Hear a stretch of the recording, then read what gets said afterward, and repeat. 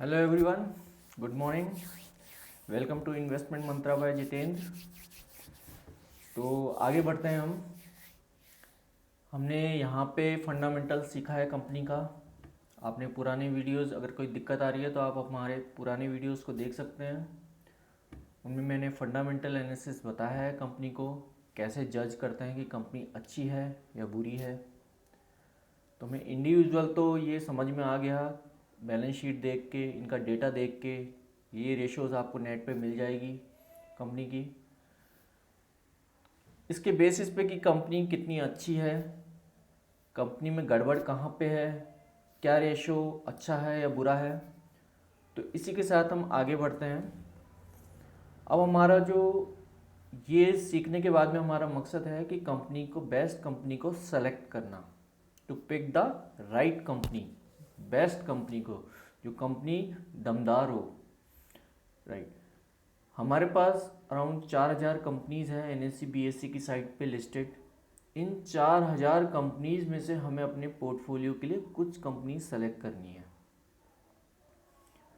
यानी कि हमें 50 या मैक्सिमम 100 कंपनीज को सेलेक्ट करना है जिनके ऊपर हम साल भर खेल सकते हैं। ये 100 कंपनीज बहुत होती है, 100 कंपनीज कम नहीं होती। इससे बाहर हमें पूरे साल भर में कहीं नहीं जाना। ये माइंडसेट क्लियर करिए कि मैं फंडामेंटल एक बार देखूंगा, उसमें जो कंपनी सेलेक्ट हो गई इसके बेसिस पे ही साल भर में काम करूंगा। इन 100 के जो, हालांकि आपको अपना पोर्टफोलियो रिव्यू हर टाइम टू टाइम करते रहना चाहिए। कुछ 3 महीने में करते हैं, कुछ 1 महीने में करते हैं, कुछ 7 दिन में ही करते हैं।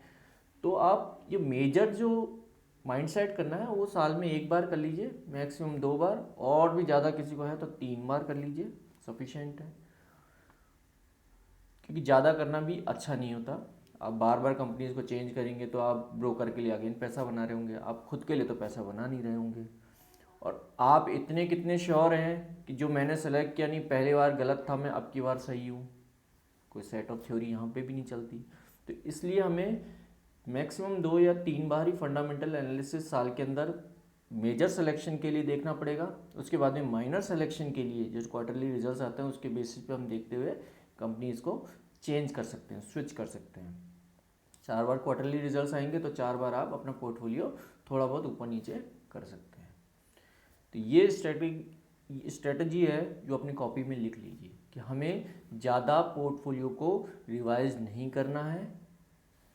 फंडामेंटल एनालिसिस 1 या 2 बार साल में, मैक्सिमम 4 बार देखना है। कंपनी की स्टडी चाहे रोज करनी है, पता होना चाहिए इस कंपनी में क्या हो रहा है, कैसे अर्न कर रही है। तो जितनी ज़्यादा स्टडी करेंगे उतना ज़्यादा माइंड में अपने आप ही सेट होता जाएगा। ये तो एक्सरसाइज का अभी जो आपका अर्ली स्टेज है, तो आप बहुत ज़्यादा स्टडी करिए, इनको पूरे पढ़ते। वॉरेन बफेट सर बोलते हैं कि मैंने मैक्सिमम टाइम स्टडी के अंदर बिताया है, लेकिन बुक्स स्टडी नहीं करते वो फाइन बैलेंस शीट को स्टडी करते हैं। वो मैक्सिमम टाइम पढ़ते रहते हैं। क्या पढ़ते हैं? बैलेंस शीट पढ़ते हैं कंपनीज की। तो आपको भी यही करना है, मैक्सिमम टाइम इसमें स्पेंड करना है। बैलेंस शीट देखनी है, ये जो फिगर्स देखी थी, अपने रेशियोज देखी थी, इनको देखना है कि इसके बेसिस पे कंपनी कितनी रोबस्ट है, कितनी अच्छी है कंपनी। राइट। अब जो मैंने आपको बिगनिंग के अंदर कुछ पेजेस खाली छोड़ने के लिए कहे थे, वहाँ पे आइए और हम बताएंगे सिलेक्शन प्रोसेस क्या होता है, कंपनी को सिलेक्शन कैसे करते हैं, बेस्ट कंपनी का सिलेक्शन कैसे लिया जाता है। तो जो बुक्स है उनमें जो बताया हुआ है वो मैं मेथड बताता हूँ। जहाँ मैं पहले आपको ब्लैंक पेज की तरफ लेके चलता हूँ।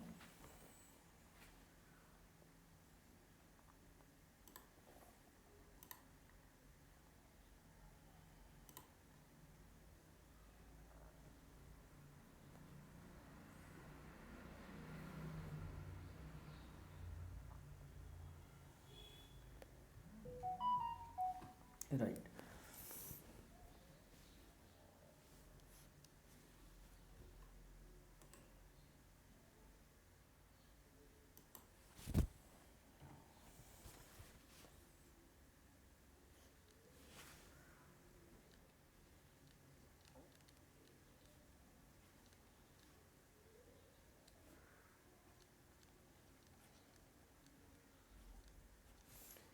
कि सिलेक्शन कैसे करते हैं कंपनी का, कंपनी को सिलेक्शन करना है। तो पहले मैं बुकिश लैंग्वेज बताता हूँ। जो बुक्स कहती है, एक पिरामिड सा बना हुआ है अच्छा सा मेरी बुक में, ऐसा।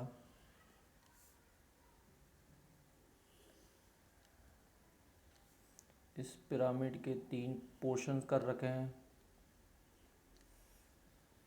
यहाँ पे लिखा हुआ है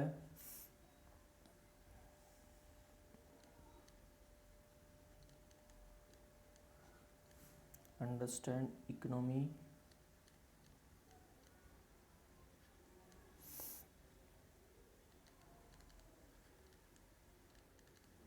इन्फ्लेशन, इंटरेस्ट रेट एटसेट्रा। यहाँ पे लिखा हुआ है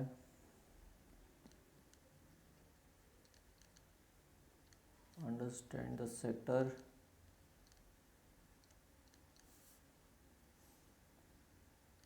यहाँ लिखा है select the company.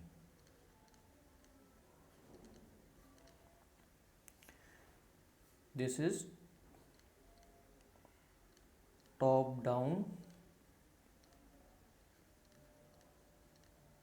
Approach. Top down approach समझाता हूँ कि पहले तो आप भी जिस भी कंट्री में रहते हैं या जहाँ भी रहते हैं, वहाँ की इकोनॉमी को समझिए, वहाँ की इन्फ्लेशन रेट को देखिए, इंटरेस्ट रेट को देखिए। इस हिसाब से अंदाज़ा लगाइए कैसा, किस टाइप का बिजनेस यहाँ पे फलता है। रॉ मटेरियल यहाँ पे क्या मिलता है हमारे इंडिया में, उससे बेसिस पे हमें पता लग जाएगा इस टाइप की इंडस्ट्री ज़्यादा चलेगी। ठीक है, तो इन इकोनॉमी को समझिए, उसके बेसिस पे आप सेक्टर अंडरस्टैंड द सेक्टर, फिर सेक्टर के अंदर जाइए कि ये सेक्टर बहुत ज़्यादा अच्छा करेगा। उस सेक्टर के बाद में आप कंपनीज को सेलेक्ट करिए फंडामेंटल के बेसिस पे। This is the top down approach, top से डाउन अप्रोच। ये अप्रोच बताती है मतलब कंपनीज को कैसे सेलेक्ट करना है। इसके बाद में एक नेक्स्ट अप्रोच होती है, दैट इज द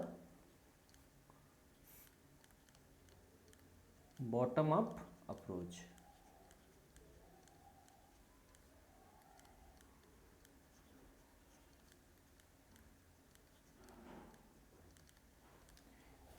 ये आपको बुक पे, इंटरनेट पे ये रिसोर्सेज मिल जाएगा कि कंपनी को कैसे सेलेक्ट करते हैं।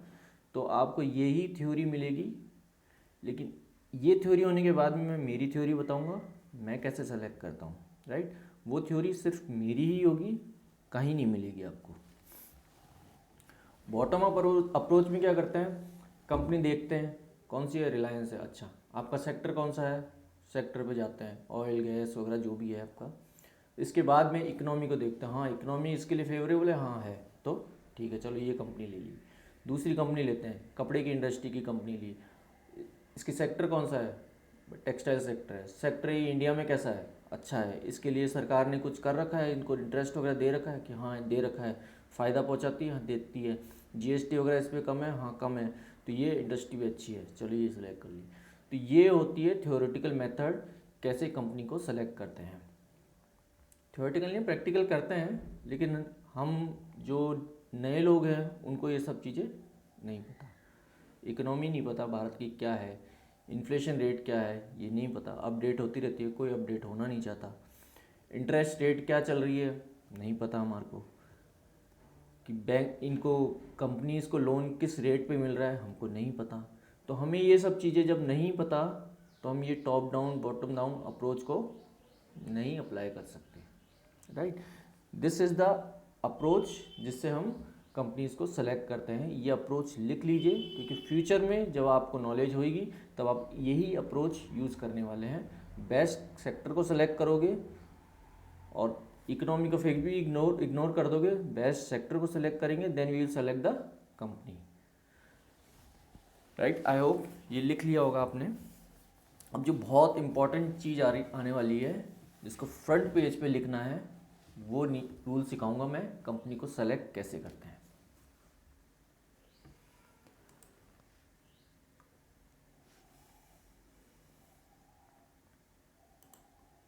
राइट, ये मेरा मेथड है।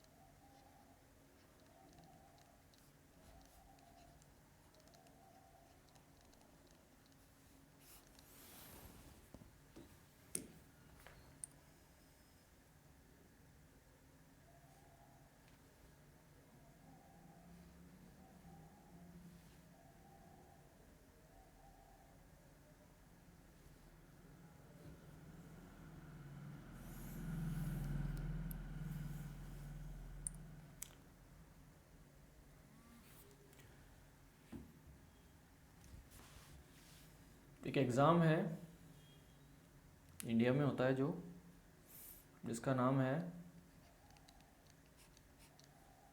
IAS।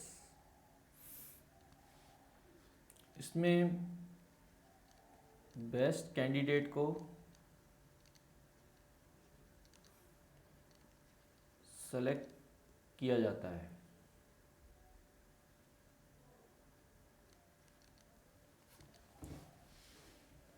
लेकिन यहाँ पे जो गुप्त बात है वो ये है, बेस्ट कैंडिडेट को सेलेक्ट नहीं किया जाता, अदर कैंडिडेट्स को रिजेक्ट किया जाता है।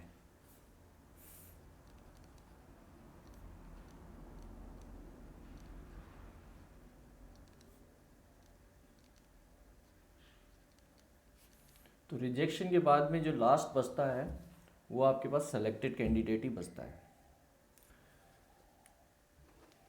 कॉन्सेप्ट में थोड़ा सा फर्क है, पेच है, कोशिश करिए समझने की। कि IAS का एग्ज़ाम है, कहते हैं, एक एग्जांपल दे रहा हूँ कि इंटरव्यू के अंदर अगर किसी कैंडिडेट को सेलेक्ट करना है तो इंटरव्यूअर उससे क्वेश्चन पूछता है, अचानक से क्वेश्चन पूछता है, बताओ तुम्हारे मामा का नाम क्या है। तो फटाफट से बताया था विनय जोशी। उसको उससे IQ उसका पता चल जाता है कि हाँ यार प्रेजेंट है, ये मेंटली प्रेजेंट है। लेकिन वहीं उस कैंडिडेट को रिजेक्ट करना होता है तो उससे क्वेश्चन पूछा जाता है, बताओ मेरे मामा का नाम क्या है। तो वो उसके तारे उड़ जाते हैं और वो रिजेक्ट हो जाता है। हालांकि उसमें कैलिबर था, क्वेश्चन ही मतलब उससे डिफ़िकल्ट पूछ लिया जो उसको पता ही नहीं है। तो ये एग्जांपल इसलिए दे रहा हूँ कि वहाँ पे उसको रिजेक्ट करना था, सेलेक्ट करना था, वो उनके माइंड में पहले से था। तो वो उससे उनको कुछ ना कुछ ऐसा दिखा इसमें कि इसको रिजेक्ट करना है, तो रिजेक्ट करने के हिसाब से उससे क्वेश्चन पूछ लिया। राइट, तो सिलेक्शन और रिजेक्शन में ये फ़र्क है। रिजेक्ट यहाँ पे हमारे पास जब ढेर लगा हुआ है कंपनीज़ का, 4000 कंपनीज़ हैं, तो हमें सेलेक्ट नहीं करना, उनमें से रिजेक्ट करना है।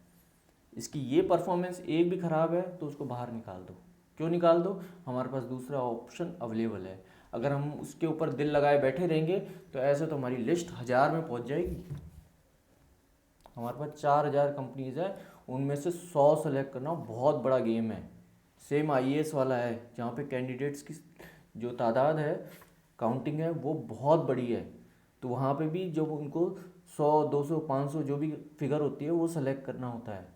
तो यहाँ पे हमारे को भी यही करना है। तो हमें रिजेक्शन रूल अप्लाई करना पड़ेगा कि बेस्ट कंपनीज़ को सेलेक्ट नहीं करना, हमें कचरा कंपनीज़ को रिजेक्ट करना है। बचा हुआ आएगा उनमें से हम सेलेक्ट कर लेंगे। राइट, तो हम जो यहाँ रूल अप्लाई करने वाले हैं वो है रिजेक्शन रूल। ये रूल क्या कहता है उसको अपनी कॉपी में नोट डाउन कर लीजिए कि जो कंपनी जिसमें थोड़ी भी कमी दिखेगी मुझे, मैं उसको, नाम चाहे उसका कितना ही प्यारा हो, सुंदर हो, मोहिनी नाम हो उस कंपनी का, लेकिन उसको रिजेक्ट कर देना, बाहर भगा देना। नहीं चाहिए हमारे को कंपनी, कोई लगाव नहीं है, पैसा बनाने आया हूँ मैं यहाँ पे। राइट, तो कंपनी को हमें रिजेक्ट करना है, बाहर निकाल दो। इसका इंटरेस्ट रेशियो ज़्यादा लग रहा है मुझे तो बेझिझक बाहर। देरी होगी, उसका शेयर कितना ही भाग रहा होगा, मुझे कोई मतलब नहीं है। मेरे पोर्टफोलियो लायक ये बिल्कुल भी नहीं है। ये कंपनी कभी ना कभी धोखा देगी और पक्का देगी वो। आपने अगर सोच लिया आज तो उसका शेयर भाग रहा होगा, दुनिया कहेगी देखो मैंने इस IRCTC कंपनी में इतना बना लिया, एग्जाम्पल ले रहा हूँ, इतना बना लिया, लेकिन तू क्यों उसको रिजेक्ट करके बैठा था। बस अपने इसको विश्वास को बनाए रखना, क्योंकि किसी दिन उनका विश्वास तोड़ेगी और आपकी जीत होगी, क्योंकि आप एनालिसिस कर रहे हो, पक्का एनालिसिस कर रहे हो, राइट। तो इस फंडे को याद रखना और कॉपी में लिख लीजिए कि मुझे कंपनीज को रिजेक्ट करना है और बेस्ट कंपनीज है सिर्फ उन्हीं को ही रखना है। कंपनी में कोई भी कमी मिलेगी, उसका डेट ज़्यादा लगेगा, इंटरेस्ट ज़्यादा लगेगा, उसका अर्निंग कम आ रही होगी, किसी भी बेसिस पे मैं उसको रिजेक्ट करने का बहाना ढूंढूंगा, मैं कंपनी को रिजेक्ट करने का बहाना ढूंढूंगा, तब जाके मेरे पास बेस्ट कंपनी सेलेक्ट होकर निकल के आएगी। समझ में आया? ये IAS का एग्जाम्पल समझाया, वहाँ भी यही होता है। ऐसा जरूरी नहीं है जो IAS बना हो वो इंटेलिजेंट है, हो सकता है उससे बहुत इंटेलिजेंट रिजेक्ट होके बाहर आ गया, लेकिन वो सिलेक्शन प्रोसेस था, उसको रिजेक्ट होना था तो वो रिजेक्ट हो गया। तो सेम यहाँ पे भी यही होगा, लेकिन कोशिश ये करेंगे, रिजेक्ट होने के कारण क्या होता है, बेस्ट चीज़ निकल के आती है, सेलेक्ट करने के कारण क्या होता है, ख़राब चीज़ भी निकल के सेलेक्टेड हो जाती है। ठीक है, तो हम यहाँ पे रिजेक्शन रूल अप्लाई करने वाले हैं, और जिस भी कंपनी में कमी दिखेगी वो मैं निकाल दूँगा। फाइनेंशियल रेशियोज मैंने आपको बता दी थी, जिन बेसिस के ऊपर आपको कंपनी को सेलेक्ट करना है या रिजेक्ट करना है। हमारी टीम आपको पूरी एक्सेल शीट देगी जिसमें कंपनीज का सारा डेटा होगा। वो शीट या जो रिकॉर्डिंग देख रहे हैं उनको नहीं मिलेगी, ये सिर्फ जिन्होंने क्लास अटेंड करी है उन्हीं को ही मिलेगा। इसके बेसिस पे कैसे फाइनल जो सिलेक्शन हुआ, ये नॉलेज भी सिर्फ जिन्होंने कोर्स ज्वाइन किया है उन्हीं को मिलेगी, या रिकॉर्डेड लेक्चर्स वालों को नहीं मिलेगी वो शीट।